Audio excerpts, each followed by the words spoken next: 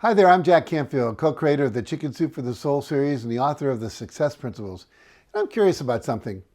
When I say the word triggered, what comes to mind for you? Do you get triggered by the word triggered? Or do you immediately think of all the things that spark a strong negative reaction on your part? And today I'd like to explore the idea of being triggered, as well as some simple steps you can take to trigger-proof your mindset and respond to people and events in your life in a calmer, more relaxed way.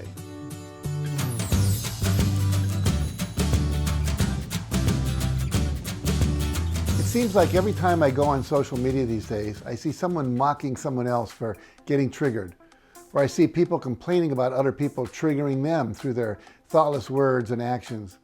And it seems to me as if all this triggering is causing a lot of conflict and strife, which makes me concerned, because if ever there was a time where we should be coming together to find common ground, it's definitely right now.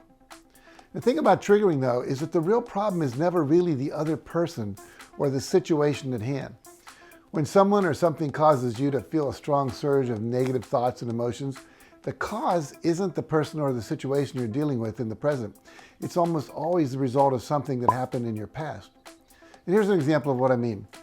There's a friend I often socialize with, and over time I've noticed that whenever I was hanging out with him and his wife, if he offered her some simple word of advice or reminded her to make sure to do something, she would immediately react in a really negative way. And if she was going out to go shopping and he said something like, honey, make sure to put gas in the car, she would immediately snap back at him with, what do you think, I'm stupid? I know when I need gas. Now the truth is, he didn't think she was stupid. He was just reminding her out of his concern and his caring for her. And at first I was a bit taken aback by her somewhat angry responses when this happened, but as I got to know his wife better and learn more of her background, I realized the reason she reacted in this way was because her family often treated her as if she was stupid when she was a child. And she had internalized those childhood experiences and she had never really healed from them. And so it was a sore spot inside of her that her husband's words would reactivate, even though he didn't mean anything negative by it. So the thing about getting triggered is that it's almost always a sign of unresolved trauma from the past. Now you may be aware of what that trauma is, or most times you may have no idea what's causing it. All you know is that you're experiencing a serious negative emotional and sometimes even physical reaction to something that's happening. And so the tendency is to lash out against that person or thing rather than to look inside yourself to figure out what is really causing this negative response. So if you notice that certain people or their behaviors or something you see or you hear on the news trigger you, I want to encourage you to stop and explore that further and discover what's really going on. Because when you get to the heart of what's really causing your pain and do the internal work to release it and heal it once and for all, you will find it's so much easier to feel calm and grounded no matter what the world throws at you. And this will make it so much easier for you to make well-considered decisions that help you create better outcomes in everything you do. So once you're clear on what's triggering you, how can you work to resolve it? Well, I personally have experienced quick and powerful results through something called EFT tapping, and so have many of my colleagues and my students. Now, if you're not familiar with the practice of tapping, what it does is helps you release negative emotions that are stored in your subconscious by tapping points along certain meridians or energy pathways in your body. And these energy pathways send electrical impulses throughout the body to keep all your internal systems working properly. Now, many medical practitioners believe that these pathways also store emotions, and that an illness or chronic pain in a specific area of your body may be the result of emotional pain from the past that is stored in that energy meridian. Now, tapping works by permanently interrupting the program or sequence of events that occur in the brain between the initial thought causing you emotional pain and the physical response you experience as a result of that pain, which we call being triggered. Now, by focusing on the negative emotions, as you tap on those meridian points, you can interrupt the electrical impulses and create new neural pathways that liberate you from the emotions and allow you to reclaim the energy that was caught up in them.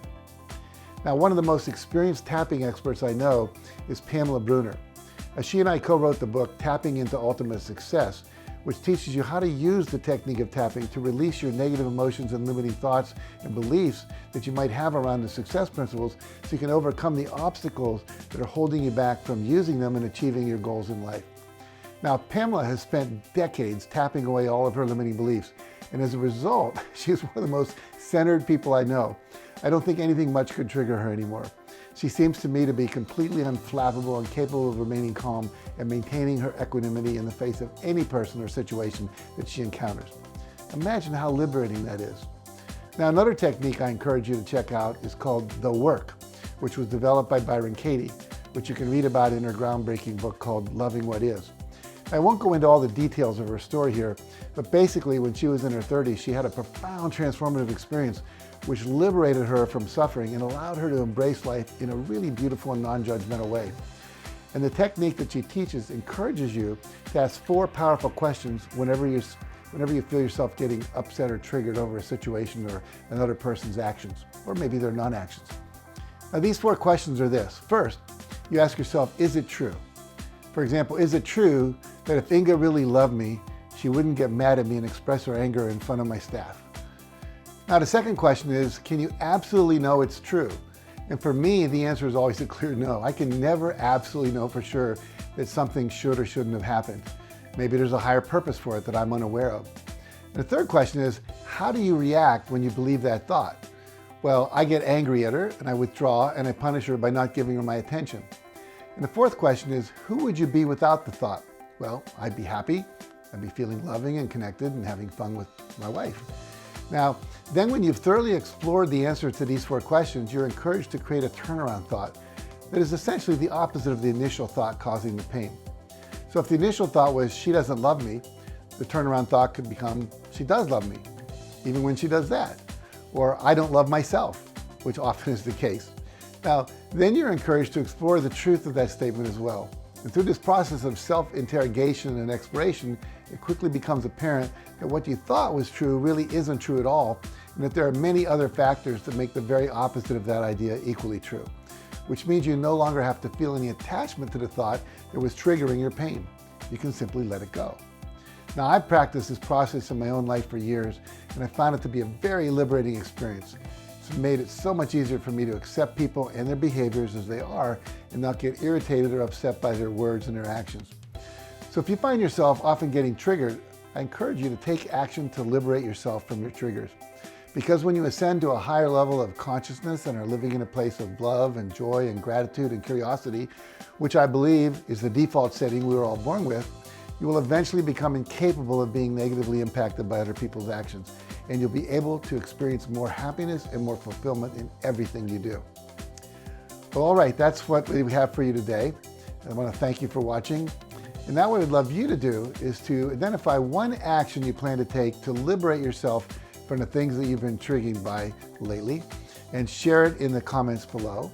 And remember, only you can free yourself from the things that cause you your suffering. And if you found this video helpful, please make sure you like it, share it with a friend who may need it, and subscribe to this channel for more videos like this one. And for some additional tools and videos on how to cultivate a positive, calm, and unstoppable mindset, be sure to check out the resources page on our website, JackCanfield.com. You'll find a ton of great free stuff there. So thanks again for watching, and have a great rest of your day.